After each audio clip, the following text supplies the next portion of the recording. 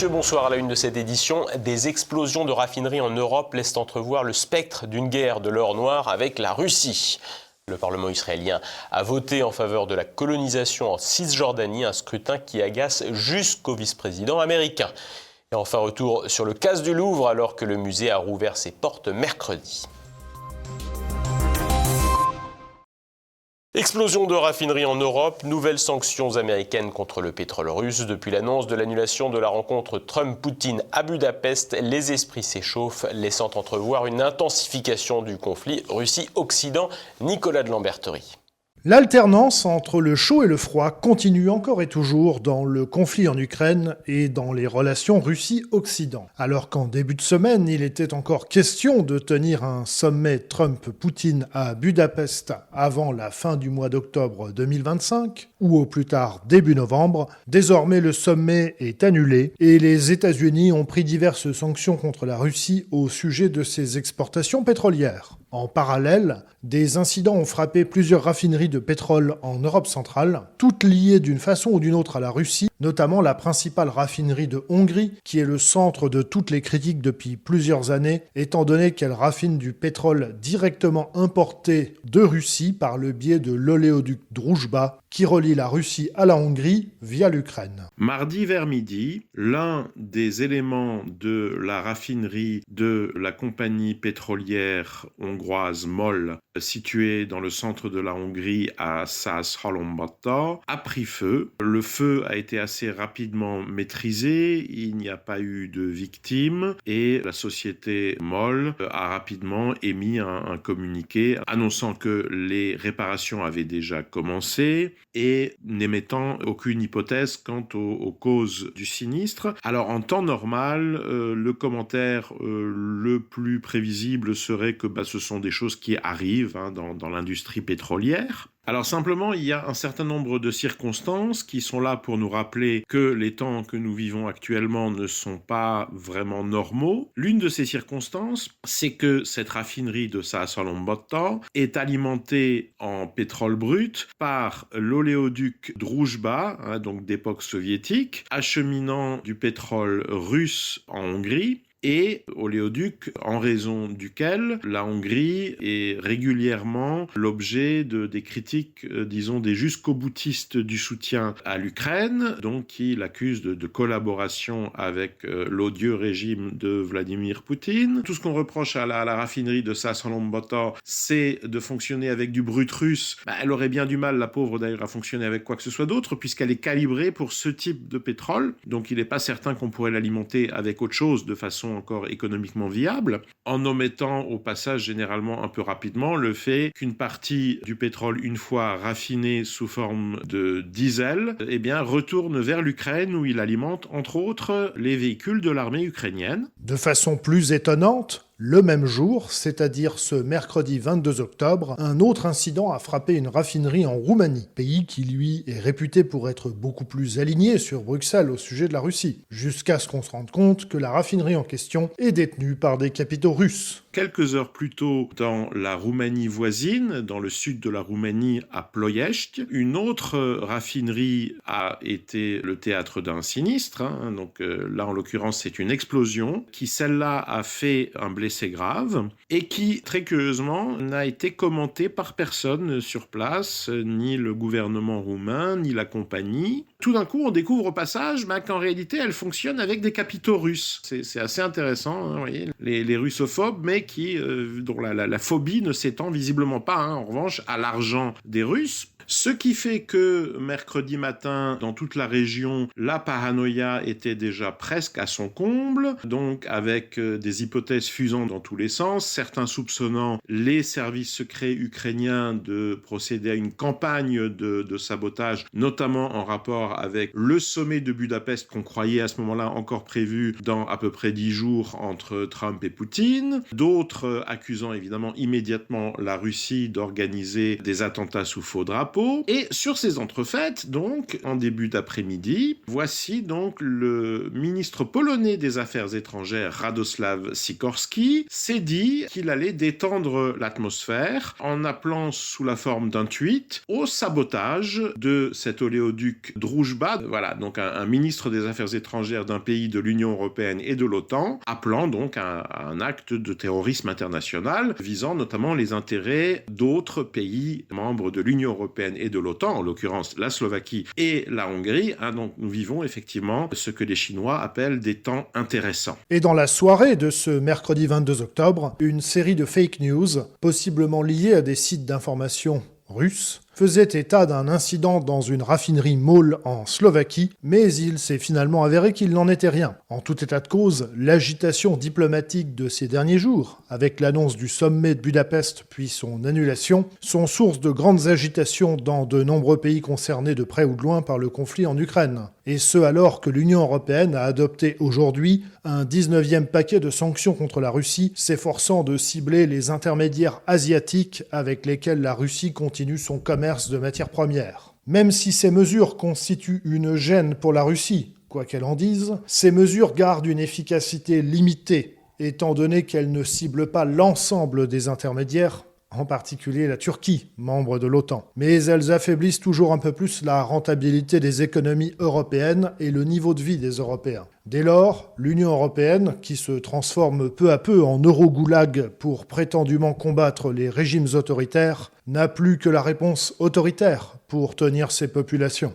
On a pu le voir avec le cas roumain en 2024. Et la dernière anecdote dans ce registre vient d'Allemagne, où désormais l'AfD se retrouve accusée purement et simplement d'espionnage au profit de la Russie, en raison du fait que ses élus posent trop de questions dans les assemblées où ils siègent. Quant aux militaires français, ils déclarent que la France doit se préparer à un choc avec la Russie d'ici 2030. Il n'est vraiment pas certain que le choc ait lieu. En revanche, il est fort probable que toutes les mesures d'exception prises en temps de guerre, en termes de restriction des libertés individuelles, soient bel et bien au programme dans les années qui viennent. L'État d'Israël serait-il allé trop loin, même pour les États-Unis ? Le Parlement de l'État hébreu a adopté une loi pour poursuivre son expansion en Cisjordanie, suscitant la colère du vice-président américain Vance. Explication. Même les États-Unis s'agacent d'Israël. La Knesset, le Parlement israélien, a adopté mercredi en lecture préliminaire un projet de loi visant à appliquer la souveraineté israélienne sur la Judée-Samarie, nom biblique donné par Israël à la Cisjordanie, occupée depuis 1967. Porté par le député Avi Maoz du parti ultranationaliste Noam, ce texte historique a été approuvé de justesse avec le soutien de formations sionistes religieuses comme Otzma Yehudit, Noam et Israël Beiteinu. Le Likoud, parti du Premier ministre Benjamin Netanyahou, s'est majoritairement abstenu, à l'exception notable du député Yuli Edelstein, révélant des fractures internes au sein de la coalition gouvernementale. Même le parti ultra-orthodoxe Judaïsme de la Torah a montré des divisions, certains membres votant pour, d'autres s'abstenant. Le vice-président des États-Unis, J.D. Vance, qui était en déplacement en Israël, s'est indigné de ce vote sur le tarmac de l'aéroport Ben Gurion. Si c'est un coup politique, c'est un coup politique très stupide. Et personnellement, j'en suis quelque peu insulté. La Cisjordanie ne sera pas annexée par Israël. Ce vote, qui signifierait une expansion coloniale accrue avec potentiellement plus de construction de logements, comme les 3400 unités approuvées en août, menace la viabilité d'un État palestinien et viole les résolutions de l'ONU sur les frontières de 1967. Le secrétaire d'État Marco Rubio, en route pour Jérusalem, a ajouté que de tels projets mettaient en péril le cessez-le-feu à Gaza, entré en vigueur le 10 octobre sous l'égide de l'administration Trump. En effet, pour obtenir l'adhésion de partenaires arabes comme l'Arabie saoudite au plan de Gaza, Trump a garanti l'absence d'annexion en Cisjordanie, préservant ainsi les efforts diplomatiques régionaux. Les répercussions pourraient être profondes. Cette initiative risque d'attiser les tensions en Cisjordanie où la violence des colons contre les Palestiniens a déjà augmenté avec des expulsions et des attaques. Elle pourrait aussi déstabiliser le fragile cessez-le-feu à Gaza où l'aide humanitaire reste précaire malgré les évacuations médicales récentes par l'OMS. Une annexion unilatérale minerait la solution à deux États et c'est peut-être finalement ce que recherche la Knesset avec une telle initiative. Si Israël persiste, cela pourrait éroder la confiance, forçant Washington à durcir ses positions pour maintenir ses alliances arabes, au risque d'une crise bilatérale qui pourrait s'avérer très risquée pour Tel Aviv, mais aussi pour Benjamin Netanyahou, qui joue sa survie politique. Ce vote, qui agace Washington, n'est cependant pas définitif et le processus législatif israélien exige plusieurs étapes pour qu'un projet devienne une loi. Après cette approbation préliminaire qui autorise l'examen en commission, le texte doit passer 3 lectures en plénière. Chaque étape peut être amendée ou rejetée et le gouvernement peut influencer le calendrier. Ici, Benjamin Netanyahou a activement tenté de torpiller le projet qualifié d'emblématique pour les plus ardents défenseurs de la colonisation. Il semble ainsi se déplumer un peu sur sa droite, mais le chef du gouvernement israélien en a vu d'autres. Retour sur le feuilleton du Louvre. 3 jours après le casse, le musée a ouvert ses portes et des questions sur la protection du patrimoine sont au centre des préoccupations. Renaud de Bourleuf. Le plus célèbre musée parisien encore sous le feu des projecteurs. Mercredi matin, le Louvre a de nouveau ouvert ses portes, 3 jours après le casse spectaculaire, au cours duquel des joyaux estimés à 88 millions d'euros ont été dérobés. Le musée le plus fréquenté au monde a aussitôt retrouvé sa foule de visiteurs, certains venus des États-Unis, d'Allemagne ou encore de Chine. Nous sommes heureux qu'il réouvre aujourd'hui, car nous avons nos billets pour ce matin. J'espère qu'ils trouveront les coupables. Et qu'ils ne feront pas fondre l'or. C'est beaucoup d'argent, mais je ne pense pas qu'on puisse lui donner une valeur monétaire. C'est plutôt une valeur historique, et c'est très triste.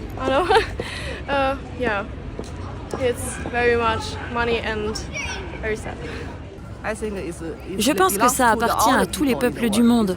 Cela n'appartient pas seulement à la France. Je pense que tous ceux qui ont volé ce genre de choses sont très mauvais. Je ne parle pas de la police ni de la France. Je pense que c'est terrible pour tous les peuples, pour le monde entier.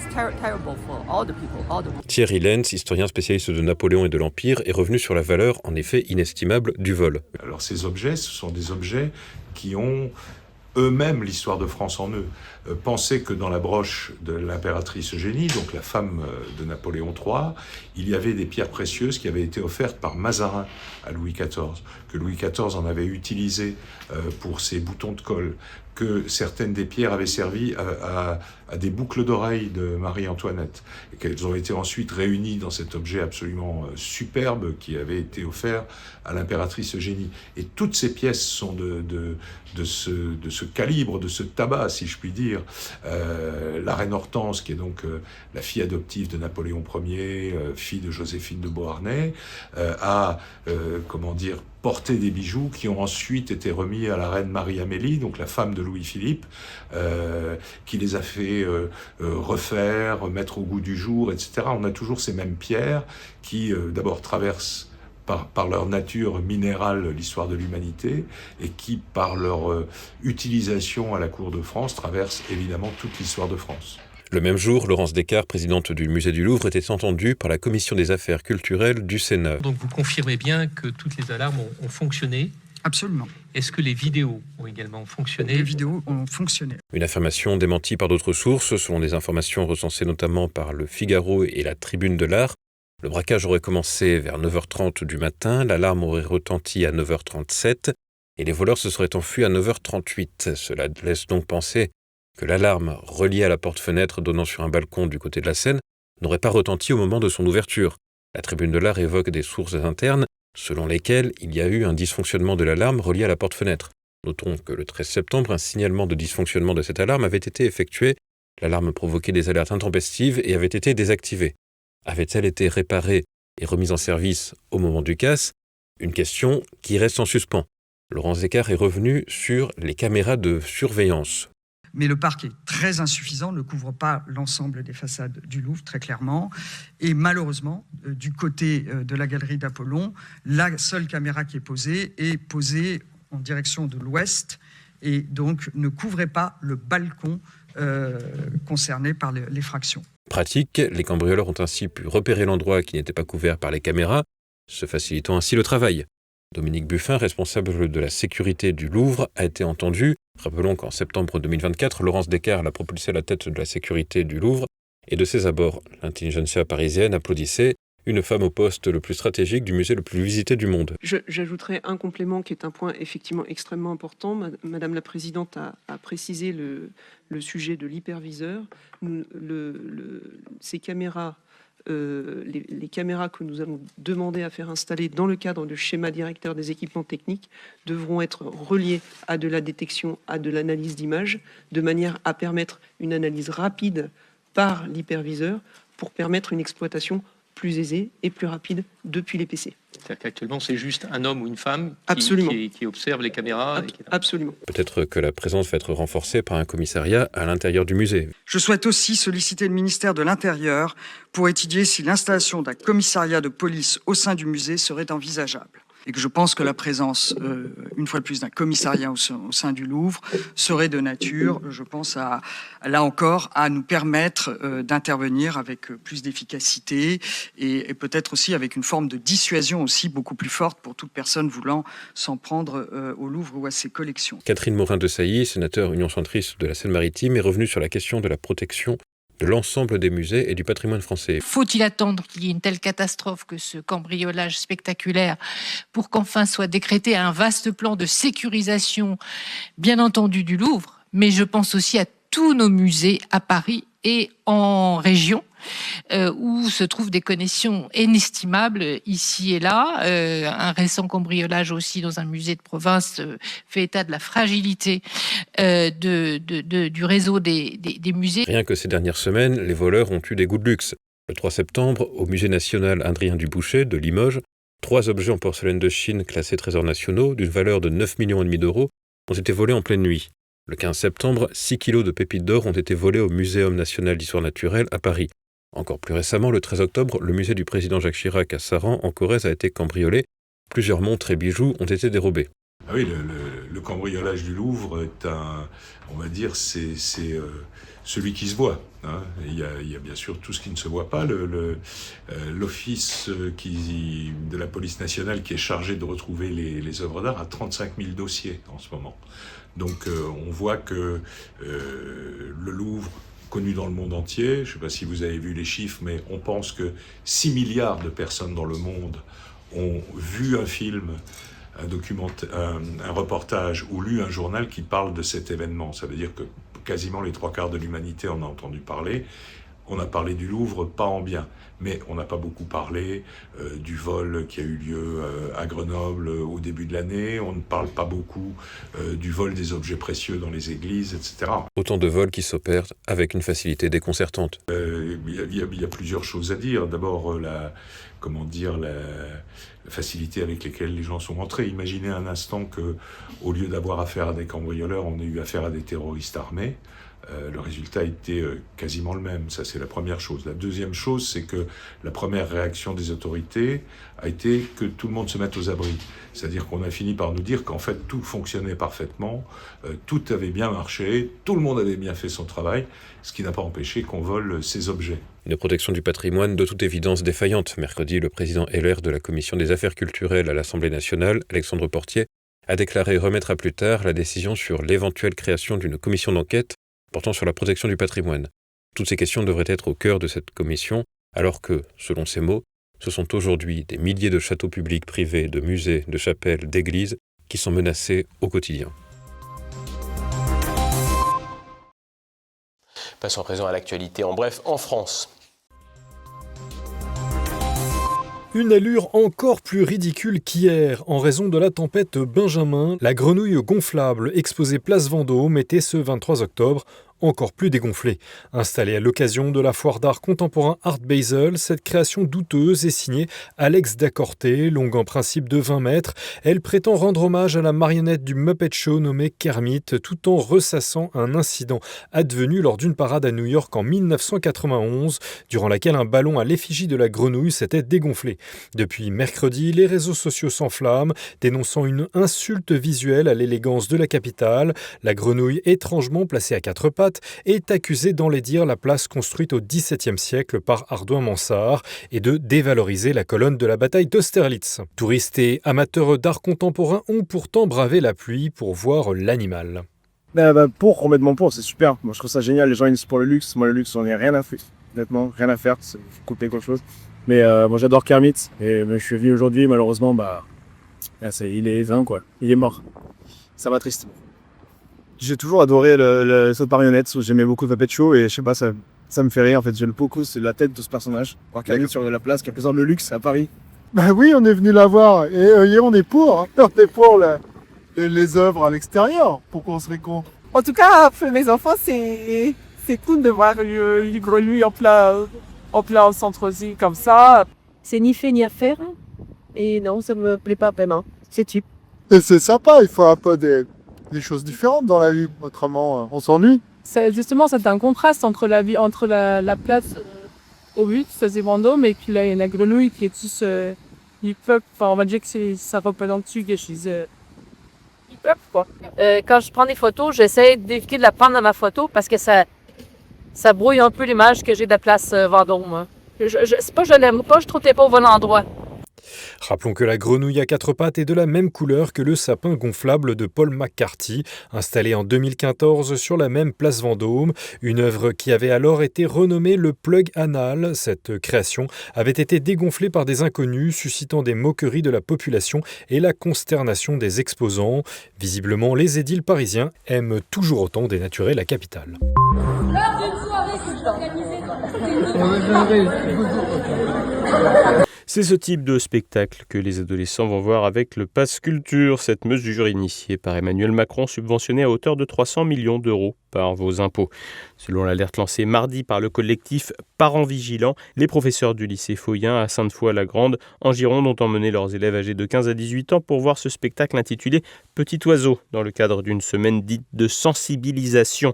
Une musique et des poses vulgaires et explicite, le tout sur le thème de la pleine conscience et de l'affirmation de soi. Force ouvrière force aussi les ouvrières. Le syndicat lance une enquête interne suite à des accusations de harcèlement sexuel visant Dominique Régnier, numéro 2 de la Fédération Services Publics et Santé, et son assistant Pierrick Janvier. 5 plaignants dénoncent des propos graveleux et gestes obscènes lors de réunions syndicales. Les 2 hommes, sous mesure conservatoire, sont interdits de contact avec les témoins et d'accès aux locaux de FO à Paris. L'enquête ouverte en septembre devrait se conclure mi-novembre. Si les faits sont confirmés, un signalement au procureur est envisagé. Une affaire en suspens avec 3 petits points, donc, comme on aime bien écrire chez Force ouvrière. Le grand vieillissement d'ici 2050, la France comptera 700 000 seniors supplémentaires en perte d'autonomie, selon l'INSEE, soit 2,8 millions en 2052, plus 36% par rapport à aujourd'hui. La perte sévère augmentera de 45%, touchant 970 000 personnes. Ce choc démographique lié au vieillissement nécessitera 56% de places en plus en EHPAD si les politiques restent inchangées. Au lieu de moderniser les lieux d'accueil, le personnel politique français devrait une nouvelle fois s'orienter vers un peu plus d'embauche de main-d'œuvre immigrée bon marché, avec déjà le chiffre de 800 000 recrutements nécessaires d'ici 2050 avancé pour préparer les esprits. Oui, je vous le dis très clairement, je suis candidate à l'élection présidentielle et cette candidature, c'est un geste d'amour, un acte fort d'amour pour la France parce qu'on ne peut pas aimer son pays et le laisser s'abîmer ainsi. Tondelier, présidente, la secrétaire nationale des écologistes a officiellement annoncé sa candidature à l'élection présidentielle de 2027 dans un entretien au Nouvel Obs, puis s'est offert le 20h de TF1 mercredi. Élue d'opposition à Hénin-Beaumont, elle entend surtout participer à une primaire pour placer son parti dans une très hypothétique union des gauches en 2027. Son annonce a été critiquée dès le lendemain par sa collègue Sandrine Rousseau. Marine Tondelier est aussi vivement contestée du côté des Insoumis et des socialistes qui l'accusent de vouloir à tout prix servir de trait d'union entre les gauches à défaut de défendre un programme. Avec 4,6% des suffrages pour Yannick Jadot en 2022, une absence de candidat en 2017, des scores de 2,3 et 1,6% en 2012 et 2007, il est raisonnable de penser que Marine Tondelier ne sera pas candidate en 2027. L'actualité internationale en bref. Combat entre djihadistes en Syrie. Mercredi, dans le nord-ouest de la Syrie, le camp d'Oumar Diaby, alias Omar Homsen, a été encerclé par les forces gouvernementales. Rappelons qu'Omar Homsen est un Sénégalais qui a vécu en France, à Nice, où il recrutait des candidats au djihad en Syrie. Il est à la tête d'un groupe d'islamistes francophones, en rivalité pendant plusieurs années avec le futur chef d'État syrien Ahmed al-Shara et son groupe djihadiste Hayat Tahrir al-Sham. Après plusieurs heures de combat mercredi, des négociations ont été entamées, mais l'enjeu pour Damas semble être l'arrestation d'Omar Homsen. Les écologistes à Munich découvrent l'insécurité. Dans la ville bavaroise, plus d'une femme âgée de 14 à 27 ans dit avoir déjà vécu du harcèlement sexuel dans les transports en commun, selon une étude commandée par la municipalité verte et dévoilée lundi par un journal allemand. De manière plus large, 75% des femmes disent éviter les transports en commun. Un député du Parti national AfD à l'Assemblée parlementaire bavaroise a déploré le manque de personnel de sécurité ainsi que le manque de chiffres clairs sur les auteurs d'agressions. Quelques jours plus tôt, le chancelier Friedrich Merz a évoqué l'immigration comme, je cite, « un problème persistant dans l'espace urbain ». Guerre de la communication aux États-Unis. Mercredi, le gouverneur démocrate de Californie, l'ambitieux Gavin Newsom, a annoncé le déploiement de la garde nationale pour distribuer l'aide alimentaire. Il souligne que certaines aides pourraient bientôt être suspendues à cause du blocage budgétaire, communément appelé shutdown, qui dure depuis 4 semaines, les démocrates ayant refusé de voter le budget des républicains. Mais chaque camp se renvoie la balle et Gavin Newsom accuse directement Donald Trump d'être responsable de la situation. Ce soir immédiat et demain vendredi dès 7h, vous pourrez retrouver un Zoom avec le journaliste Laurent Oberton et le dessinateur Marceau. C'est la fin de cette édition. Merci de votre fidélité. À demain.